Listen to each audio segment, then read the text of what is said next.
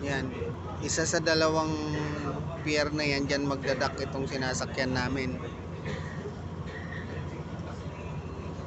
So, baka mag-ano pa to. Diyan kami atraka pero baka iikot pa to.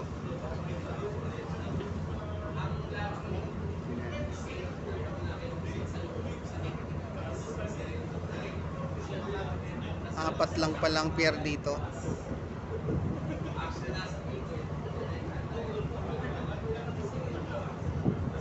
Dito sa left side, kung makikita nyo yung isang barko na yun, sa left side nandun yung Boracay. So mula dito sa pier papuntang Boracay, yun ang Boracay.